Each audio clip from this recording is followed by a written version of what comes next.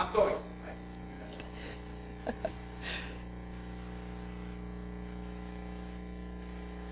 Are you good? All right, excellent. Okay, officially starting. Thank you. So thank you so much, the organizers, for allowing me to give a keynote that's not at 9 a.m. I really appreciate that. So, yes, thank you. So today we're going to be talking about data access rights and some of the evil things that you can do with them. And this is all space themed. I couldn't be happier with the theme for this. I love space. I wrote in my bio when I was submitting the CFP that I submitted to the Mars space mission, which is true. So I was really thrilled that this was a conference that asked me to keynote.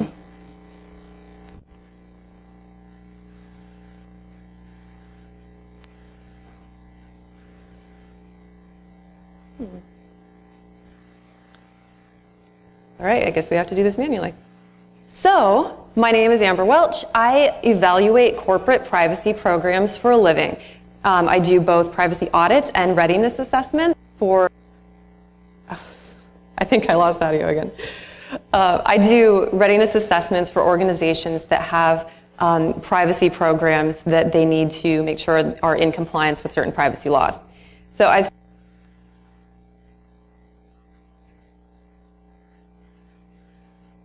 Still good?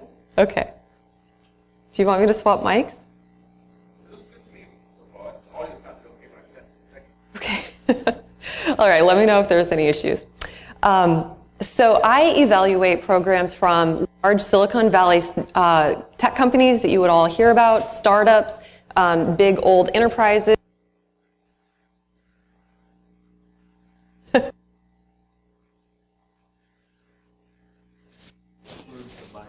Is it okay? We'll try this again. So essentially, I read privacy laws so that you guys don't have to. That's the moral of the story. Thank you.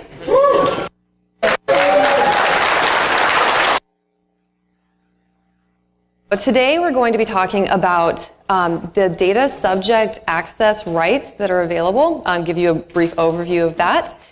Some of the exploits that you can do with them, and then defense strategies if you'd like to protect against those exploits. So data subject requests, I call them DSRS or SARS, subject access requests, but we'll just go by DSRs. You might see this with a different acronym at some point. So we are living in a global privacy era now. There are laws, especially with the GDPR, that extend beyond the borders of a region, which is how we've traditionally viewed privacy. So with the advent of this kind of transnational compliance issue, people in America are starting to have to interpret privacy compliance in a more European way. So this is a big change for U.S. companies, and many of them are very unprepared for how to interpret and abide by these laws. So there are access laws in most countries that do have privacy laws, everything from the EU, the US, Brazil, the APEC region, Canada. Most access laws are similar everywhere. So there are some new challenges here. With the GDPR, we added metadata and indirect... Did I cut out again? It's the place where the mic edits. Voice is going the other direction. And the mic's Let's try this. If you hold that lapel mic up here, that might be... We can just switch to the stick maybe if it's a problem.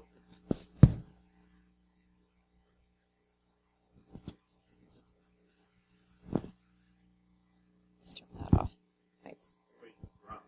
Yeah. Drop mic. Okay, so we've added metadata and indirect identifiers. We've also added household and device data with the California law, CCPA. So this is going to be really interesting, especially when we're looking at IoT, and I think vehicle data will be a really interesting new aspect of privacy law. We also have added the concept of linkable data. So most people, when they think of PII, they think very much in terms of standard, human-readable information that they can look at and say, this is a person's information. It doesn't really work like that anymore now. If data can be linked to a person, it's now personal data. So we have to kind of change how we're thinking about what is personal data and what needs to be protected, like PII. We're also running into a really interesting issue where data controllers, the organizations who are responsible for the data, are now potentially responsible for data that they didn't intentionally gather. They still have to provide those privacy rights even when they weren't the ones who meant to gather it. So this is a kind of controller without control concept.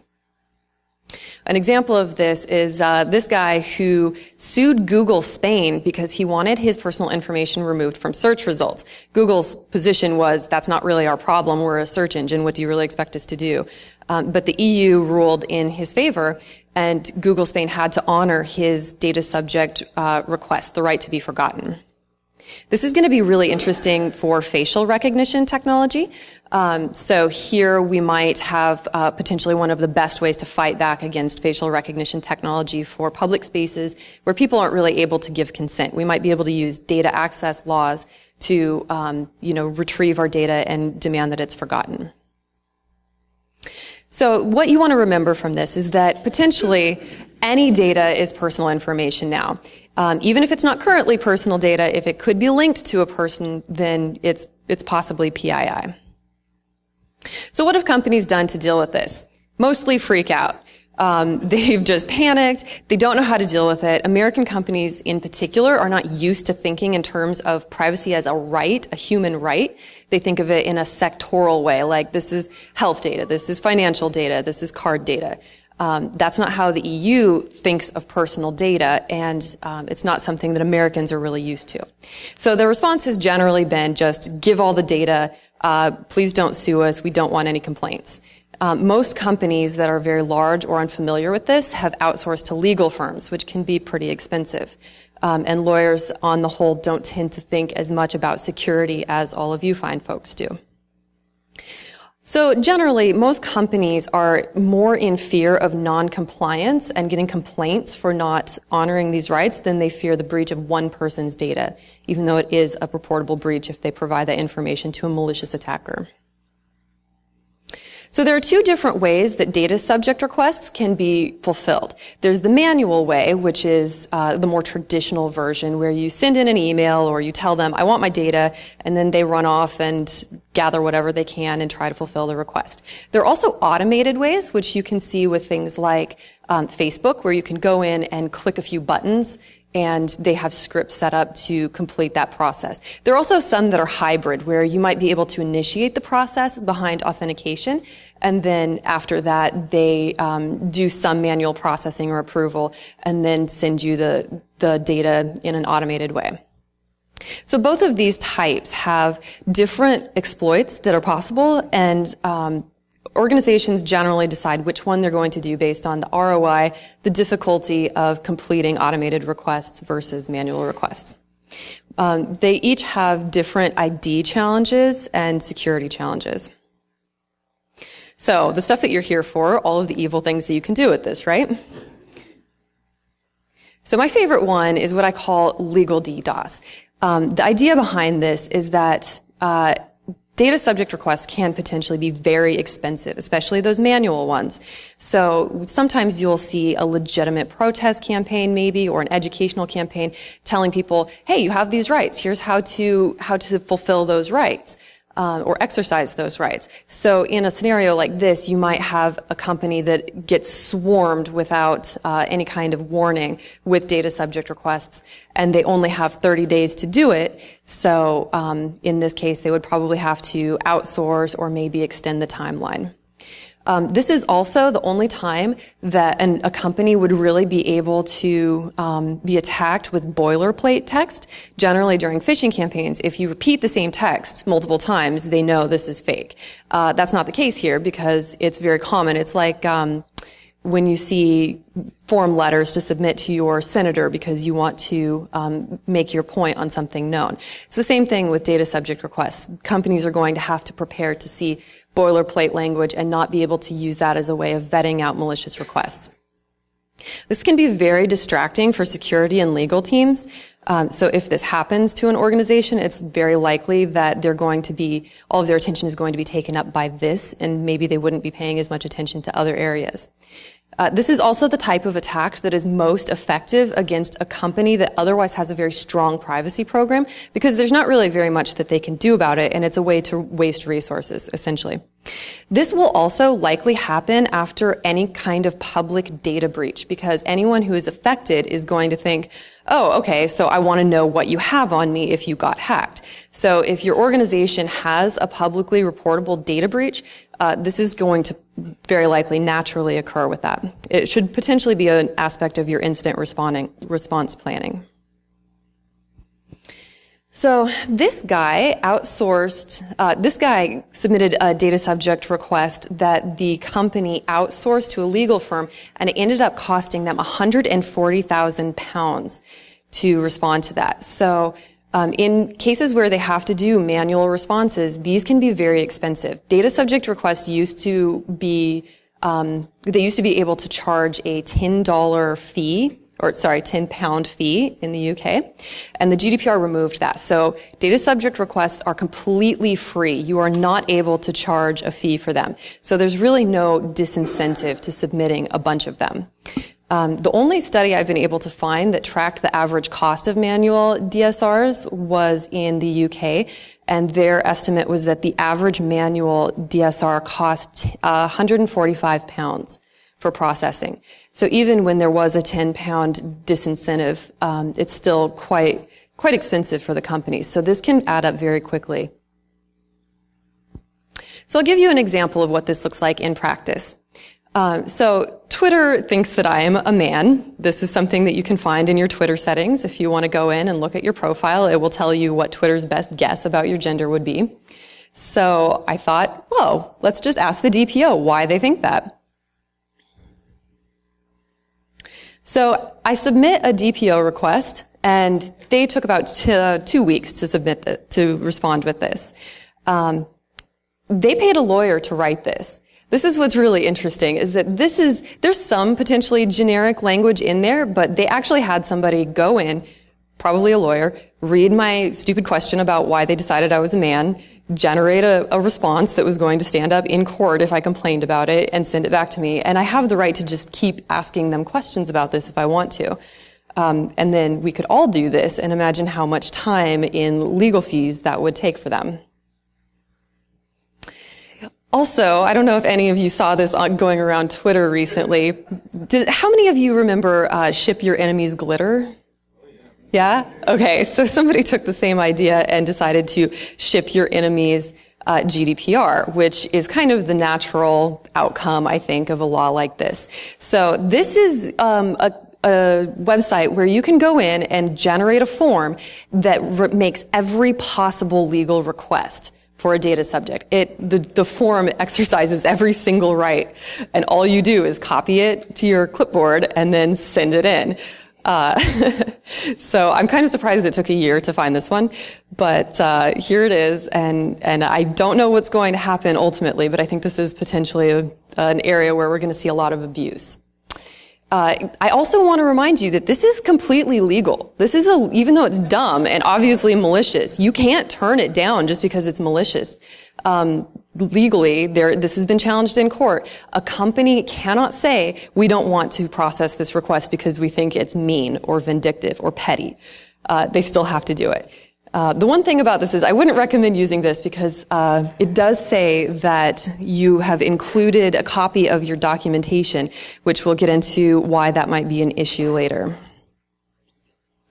So the phishing. This is, well, the DDoS is potentially more of a manual DSR thing. Phishing can go both ways. So you can escalate an automated DSR by complaining about it if you think that it wasn't sufficient. You still have the right to contact that company. So there are quite a few things that you can do to kind of mess with people. And one thing to keep in mind is that you're always able to contact a company and ask for a data subject request verbally. So that means that for any people who like to do social engineering, you get to have tier 1 support on the phone talking about personal data. So this is an area where you can really continue attacking them quite often, and just at worst you're tagged as an annoying person. But they do have to continue fulfilling these requests even if it's not over email. Another thing that you can do is to ask for the privacy officer. This is kind of an OSINT tactic, so you can learn a little bit more about whether they have a privacy officer, if they have a legal team or a privacy team or security team working on these requests. Another thing that you can do if you don't have access to the email address for the person you're attacking and you would like to get that data, you can just tell them that you can't access that email. There's no provision in either the CCPA or GDPR that they can reject a request just because you don't have access to that email. You can also try to get identification verification with other data that you already have access to. If you have a different data set, you can guess at some things that might be associated with that individual and potentially get additional information from a different company. You can also escalate with family names. CCPA in particular has really introduced that household concept. So if you get access with one person's information, you can see if they have any relatives and probably get their information as well. Another thing that you can do is escalate to higher value data. If you get identification verification for low risk data, and they don't have any procedures that show how you would still have a barrier to higher value data, then you might be able to get more sensitive information without any additional checks. Another thing that you can do is use very common names. How many of you have what you would consider a common name? I certainly do. You get other people's emails? Yeah? Okay. So do I. It's fun. So when you think about identity, like who you are, what does your name really say about who you truly are? Not really very much, right? I know that there are at least 20 other people with my name because I get all of their email. It's a lot. So I could very easily impersonate another Amber Welch. There's one in the UK. She has her doctorate. I know that she volunteers at the science fair for her local school. I know which tube she takes because I get the updates for the construction project that's going on there. So I have a lot of information about her, and many people probably have information about me for the same thing. When you're thinking about data subject requests and the identification procedures behind them, keep in mind that the identity of the human being is not necessarily the most important aspect. What does, for example, a passport really tell you about a person? How do you know for sure that that's connected correctly to a data record that just has that person's first and last name? So what can you do with phishing? Why would you even want to do this aside from just getting somebody's personal information? Some things that you can do are to confirm profile data. If you have a different data record and you want to make sure that that's the right person, you might be able to identify other pieces of information about that person. You can match users across data sets. If you have multiple data sets with personal data and you want to link up records to get a fuller picture of someone, you would be able to do that. Learning new information about them, obviously. This is also, I think, highly volatile for spear phishing and CEO fraud, because if you're doing a highly targeted campaign and you want a lot of information about someone, attacking a different company with a data subject request would probably give you some information that you could use to impersonate that person in the target company that you're actually going after. There are a few other malicious requests that people have been doing. One of them is guerrilla marketing, where privacy vendors will submit fake DSRs just to be annoying so that they can show how annoying it really is, with the idea that eventually somebody will cave and buy a vendor solution or outsource to another firm to deal with the requests. I don't see why I would want to get that vendor, but, hey, I'm not in sales. Another thing is competitor research. You can learn about an organization similar to yours by submitting requests. You can learn about their process, or you might be able to learn about their internal structure as well.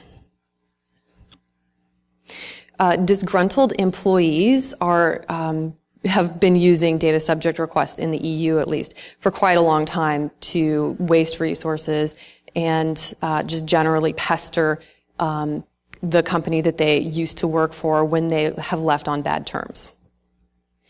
Related to that, in employment law, a lot of lawyers have been using data subject requests as free discovery tools and as a way of manipulating companies into settling if they feel attacked by data subject requests. And the most concerning one that I've heard about is the potential for intimate partner violence, stalking, and harassment. It's very easy to impersonate a loved one, right? You know so much about them. There's almost nothing that would be secret in this case. So if you're going based on something like security questions, then it's likely that a person would be able to access things like location data, messaging data, and photos, which can be very damaging in this scenario. So if you want to evaluate a privacy policy, you want to kind of get a sense of how strong a privacy program actually is, then go to the privacy policy online and check to see when it was last updated. If it's very vague or it's very old, it's possible that they don't spend a lot of time thinking about their privacy program and might be a great target for an exploit like this. Also, if they don't have any privacy or security officer, it's probably an organization that doesn't invest a lot of resources in this topic. This is an alluvial diagram from an organization called pribot.org. You just go in there, put in the URL of the privacy policy you want, and then you don't have to read it, which is great because who wants to read a privacy policy? And then you'll get a high-level overview of what they include and generally the complexity of the policy itself. So the strong one, you can see, has a lot of information. They give a lot of detail, while the weak one ends in unspecified choice. It doesn't really give any details. So there are a few common profiles of weak targets. Companies that have a lot of indirect identifiers that aren't necessarily associated with account data will have a more difficult time identifying data subjects. Also, international charities are a good target because they're generally required to comply with a lot of different privacy laws without necessarily having a very large budget to do it. Also, people who work for charities want to be helpful, which is great when you're doing social engineering. Social media startups are another area where people tend to be a little less concerned about compliance. They're more interested in monetizing data, less interested in protecting it. Same thing with small and medium businesses in minimally regulated industries. So, for example, this would be maybe hotels where there's not a lot of regulation aside from just general privacy laws, but they do actually have a lot of data that would be very useful. Also, applications that don't have 2FA are going to be a big target. Very infamously, Spotify doesn't have 2FA. So I found this on Twitter. Someone had a data subject request maliciously submitted because their credentials were compromised. This seems like a kind of an obvious problem, but Spotify is quite certain that it doesn't want to add 2FA for some reason. So let me show you what an automated data subject request looks like in Twitter. So all you have to do is you go into your settings, you have to put in your password again. It doesn't prompt a second 2FA. Even though I have 2FA on my account, it doesn't re-authenticate with that second factor to get to this screen. All you do is click request data, and then you go away because it just says that it's working, and eventually you get an email that says the data is ready. I find this a little problematic since you do have to authenticate. I did tell Twitter that this seemed like a problem. They're still looking into finding the solution to it. So all you do is click that link and it takes you back to the same screen and you click download. Simple as that. I do want to point out that during this waiting period, which was only about an hour, there's no email notification that this request had been submitted. There's no visible banner or anything in the UI that would say this had happened. This is all of the information that you're able to get in 1 hour with nothing other than just the password. It is the entirety of your metadata, your messaging, your media, essentially everything that you have ever done on Twitter, and for some of you that may be 10 years of personal data, is very easily compromised. So this is kind of terrifying, I think. We've known about this as a potential problem for over 40 years. Academics in particular and policymakers have been talking about this as an issue. Subject access rights would probably increase the incidence of personal records being accidentally or deliberately opened to third parties. And yet, how many of you before today ever really thought about this topic? Right, not very many. One of the problems with that is that legal teams have been running privacy for so long, and they haven't really been getting advice from security teams. For some reason, lawyers and security people just are like oil and water. They don't get along that well, and I would like to change that because I think that this is why we've gotten to such a poor place with privacy rights. So now that you know about all of these scary things, what can you do in defense? So there's three primary things that we're trying to accomplish here. These are the threats that we're trying to strike an appropriate balance between. We don't want to do invasive identity checks. So we don't want to be gathering a lot of sensitive information that doesn't actually do anything to identify a person, right? Because that's just more data and potentially exploitive. We also don't want to simply deny access to everyone because then what's the point of even having privacy rights? Also, you might get sued because that defense doesn't go too far. But at the same time, if you give information to someone who is a malicious attacker, that's a reportable data breach. So we have to hit that narrow band between all three of those items. So this is how a DSR process usually works. A request comes in through like a generic form or an email inbox. Somebody does intake, sorts it as valid or invalid, and then decides who it goes to next for processing. High-risk items generally go to legal. And then any kind of manual processing gets sent to IT or a DBA. Usually there is no security review whatsoever on this. The procedures usually just say something like, identify the person, if it says that at all. There's no instruction how to identify the person. There's no expectation for the standard of proof. And there really isn't usually any kind of information about what documentation needs to be retained to show that you did appropriately identify that person. Also, I've never seen a company include procedures for how to validate a mailing address for paper copies, which is one of the things that you can request. So if you don't have access to that email address, you can ask for it to be mailed to you. And if the company doesn't have your mailing address on file, what do they know? That's probably your address, right? That's what you asked for. So some of the challenges with this are linking the data with one person. So again, with that issue of the name, how do you know for sure that you have the correct data subject, even if they have the same name? Also, especially under the California law, it specifically says that you can't require somebody to have an account in order to submit these requests. You also can't collect excessive information for the purpose of identifying somebody. And the identification can't be burdensome. So you'll get in trouble just as much for collecting too much data about someone to identify them. Also, even things like the gov.uk verify service is only 51% successful. And that is their own statistic. So the chances that it's even worse than that are pretty high. Also, remember, ID documents, when they don't actually help you identify someone, just become additional sensitive information that you're now responsible for. So remember, you don't need to see identification. And this is, you think that this is obvious, right? It seems kind of simple when you describe it like this. But a lot of companies still do this. Google used to do this for the longest time. And this is generally what would be considered an abusive identity check. It's not necessary, it doesn't help, and it doesn't really give you anything other than, a higher risk data set for that person. Also, if you incorrectly combine somebody's documentation with another person, then you've really caused problems for yourself. How many of you use a Twitter handle that is not your name? Okay, most of you, right? So imagine if somebody came in and just submitted documentation and claimed that Twitter handle as yours because they submitted a passport, or maybe had like the same first name. You have a first name as part of your Twitter handle. That's a problem, right? That's not something that is an ideal way of identifying a person. So there are really only two good methods of identification.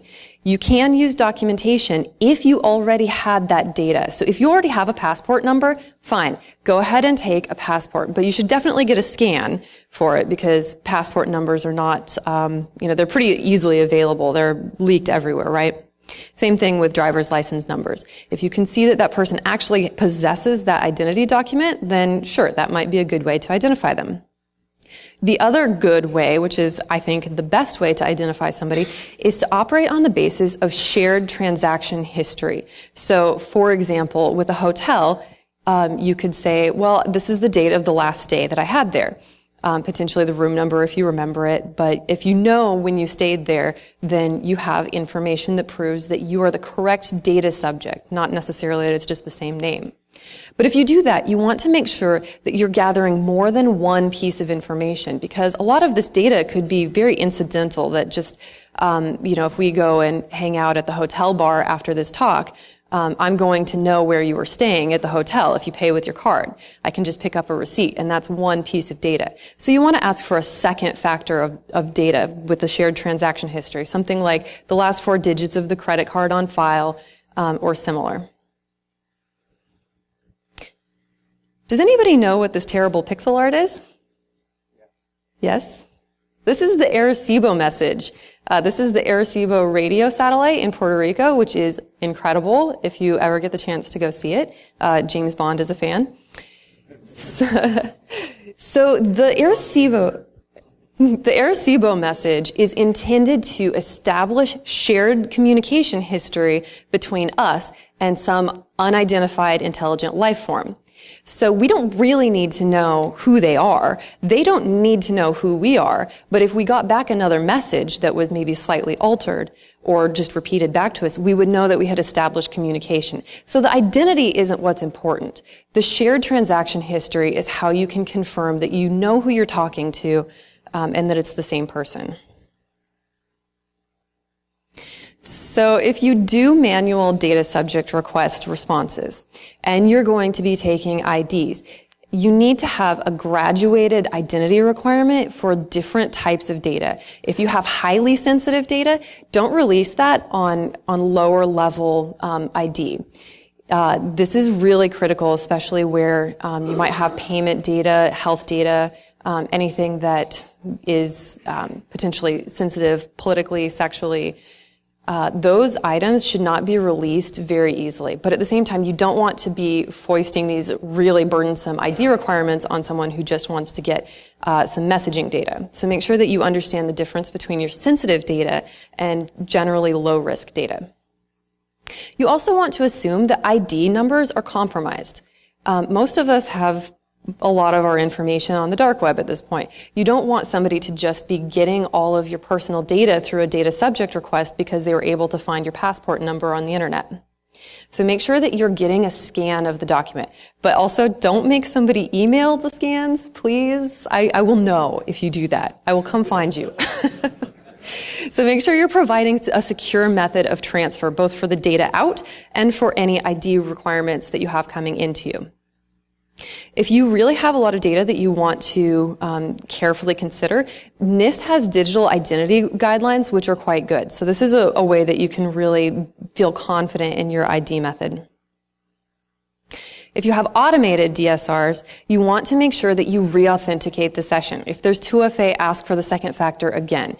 There have been a lot of credential leaks lately, so imagine how devastating it will be for somebody whose entire Twitter history is gone in the space of an hour because you didn't re-authenticate.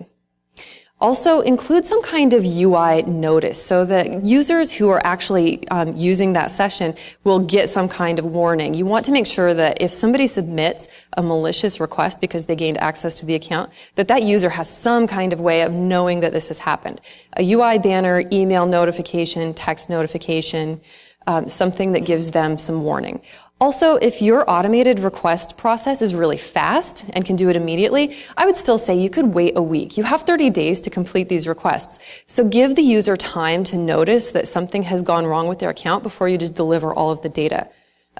Give them an opportunity to log into that account and see that there's something potentially wrong, and give them some kind of way of knowing what to do about it. Don't just tell them to ignore it. Please, please Twitter, change that. Also, campaign for two-factor authentication. This is the single greatest thing that we can do to prevent malicious requests, is just get a second factor on those accounts. Even if you do offer 2FA, a lot of times users need a push.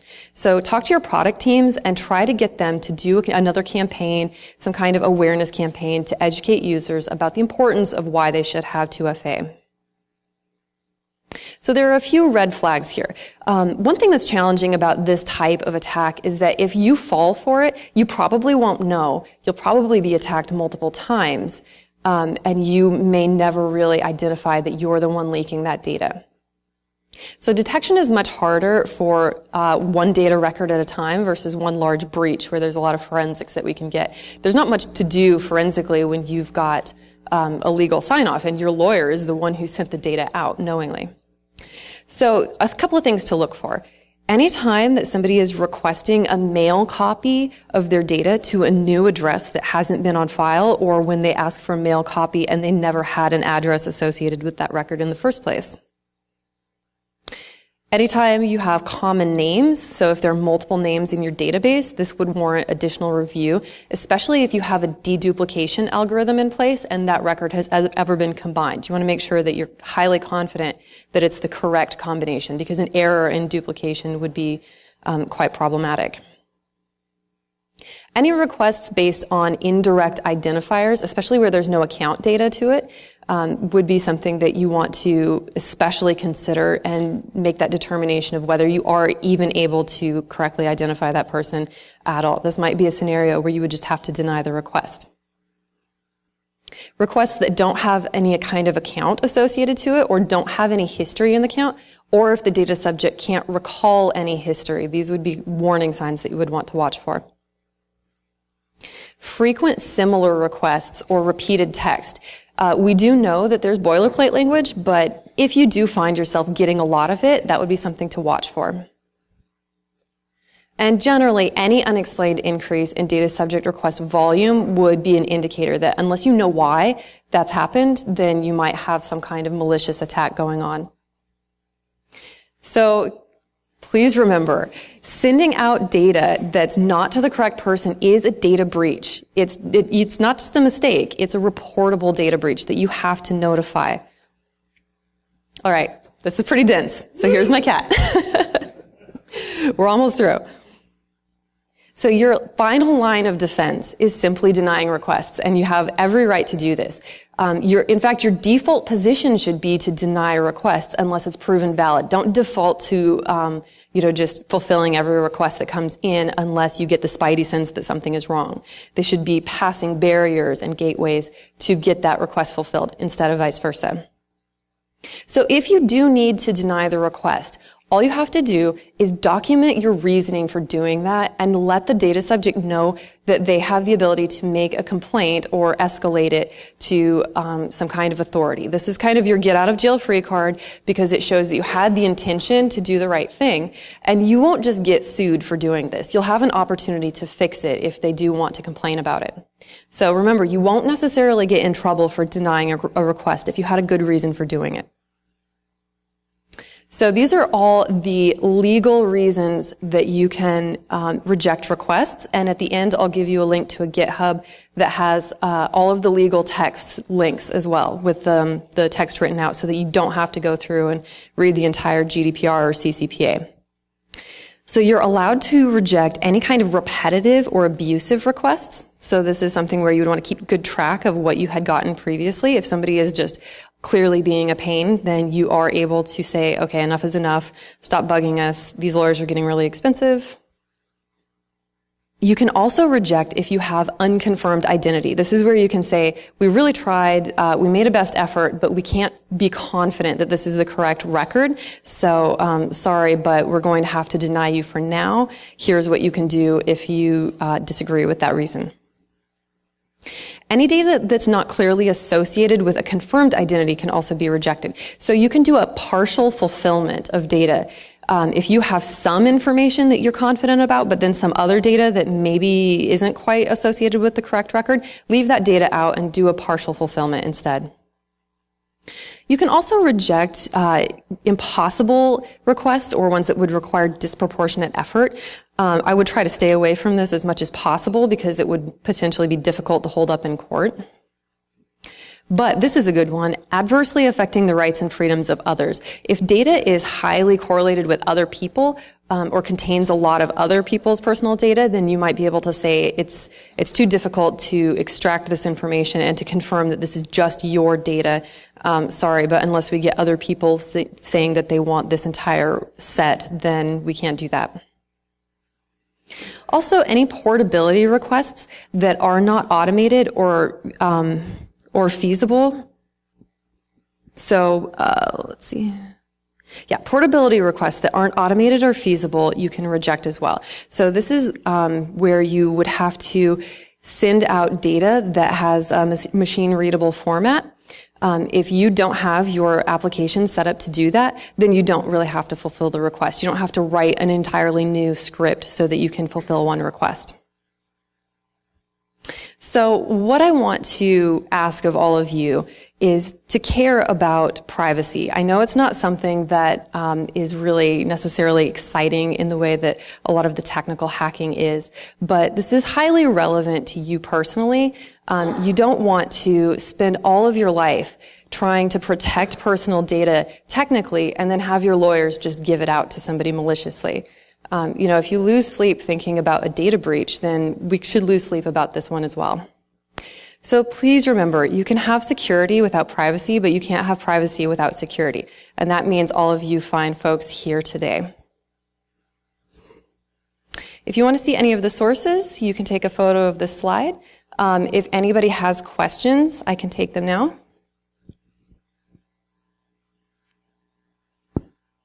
Yeah.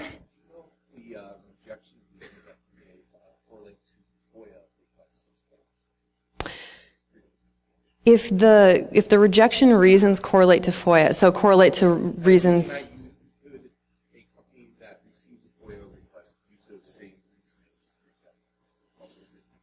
reasons.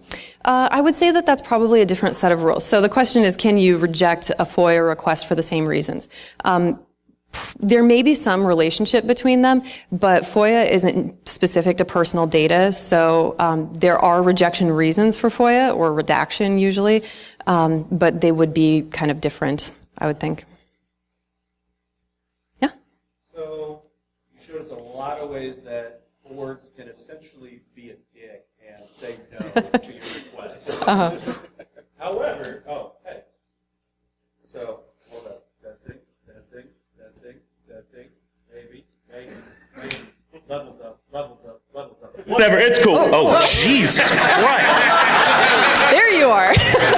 There I am. All right. So it's easy it could be easy for an org to deny your request, and yet at the same time, we've also seen multiple examples now of how easy it is for person A to pose as person B and get their information. That seems like a really weird area to be in. You would think that orgs would be way more interested in saying no, because that's less work for them, yada, yada, yada. Do you have any insight on maybe why that is? Is GDPR that fearsome of a beast that organizations are more terrified of fines to be levied against them there versus, having to defend why they're saying no, or... Yeah, that's a really great question. And I think the biggest reason for that is because GDPR very famously has that maximum 4% of your total global revenue fine. What organizations don't really understand is that that's not going to happen from, accidentally denying the wrong request. That requires some pretty egregious problems with your privacy program, and it's not very likely that this would happen from a complaint. So organizations are mostly just scared and often don't understand. They also, I think, don't realize that there are some steps between getting sued for denying somebody, and it doesn't just go immediately from denial to I have to lose 4% of my revenue. Does that answer it? No, yeah, definitely. Appreciate the insight. Yeah. Do you see more GDPR, for example, in California, do you see more states copying off of that? Yeah, there's a lot of state privacy laws in the works right now. I think it's New Jersey that did the data broker law, which is really exciting, where data brokers who sell your data, all of those tracking technologies, now have to disclose that. So I think that the states are doing a really good job. Colorado is working on it as well, Washington. So yeah, Illinois has biometrics, which is excellent. I was very impressed with Illinois doing that. So I do think that the states are doing a great job of advancing privacy rights. I'm kind of on the fence about the federal law. There's a potential for a federal law to come in and kind of take over and take precedence over state laws, which could be good because it could force the other states to get on board, but it could potentially weaken some of the laws. So CCPA would lose some of its teeth if a federal law took over. Any other questions? Yeah?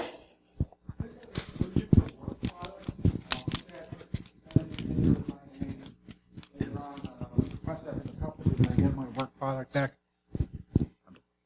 Can you repeat it? I didn't catch everything. Okay. With the work product, when I write a document at work and I tag it with some metadata with my name and some identifying information, and then later on request that back, is there any type of workplace or work product exclusion that could be denied?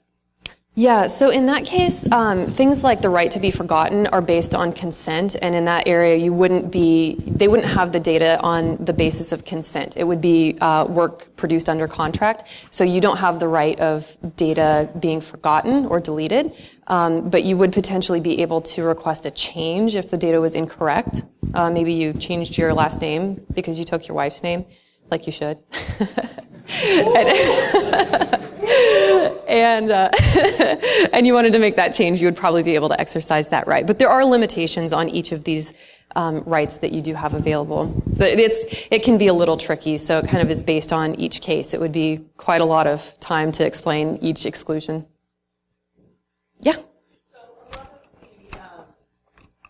of the OSINT websites like Spokio require, sure. A lot of the OSINT websites require you to send in your ID if you want to be forgotten by that site. Is there any way around that? Because it feels skeevy giving somebody skeevy more information. Yeah, I would agree it is. So I think that your best bet in that case would be probably, oh, by the way, there's the GitHub and my Twitter and LinkedIn if you want that stuff. The GitHub has all of the exploits and defense legal text, so you can go there. And it also has the slides if you want the deck. So I think that in this case, you probably, depending on your level of comfort with, arguing with them, you can talk directly to the data protection officer or their chief privacy officer and say, I disagree with your position on this for all of these reasons. Please explain to me why this is a good method of identification, and start the conversation that way, because they can't just cut you off from talking to them. If you have a valid concern, then they basically have to keep talking to you until you're happy. Yeah. Any other questions? Oh, yeah. Yes, in cases of social media with private messaging, of where if a single person is a data subject, requests all their information, would it be more appropriate to include the scope of the other half of that communication that was not requested? So kind of like in the context of a chat or IM service? Correct. So that maybe person B didn't want to have a data export. Mm-hmm. Should they be given the choice if person A, who they were talking to, requests it? So in that case, I guess ultimately, if you didn't want that data to belong to the other person, you shouldn't have sent it to them. Or you could use a service that had exploding messages if you were concerned about it. But once you've delivered something by chat or IM to another human, then that data kind of belongs to them also, because it's joint record. So if they can copy it, then basically it's their personal data now as well. Any other questions? Yeah. Person C through, if you have a platform like he said in Twitter, and you've got person A and B speaking about person C through some sort of a direct message, and person C puts in a request like this, would there be any responsibility of the platform to be able to track that and identify where that person was being discussed? Okay, so that would go into adversely affecting the rights and freedoms of others. It's my right to, say, do you remember that guy who asked that question today, and talk about you if I want to. I get to do that. So it would be an invasion of those people's privacy to go in and find out everything that they said about you. So that's also, it's protective for that intimate partner stalking and harassment as well, because you don't want to give somebody the opportunity to just basically, read everything that was ever said about them. So you would be able to turn that down. It doesn't, just because your name is mentioned somewhere doesn't necessarily mean that personal data kind of belongs to you. especially where there is actually a difference between data that you provided to an organization or data that they got in some other way. So it's a little nuanced, but yeah, they wouldn't be able to get that. Any other questions? No? Okay. Well, in that case, I will be outside if you want to talk additionally about any other questions that you have, and thank you so much for having me.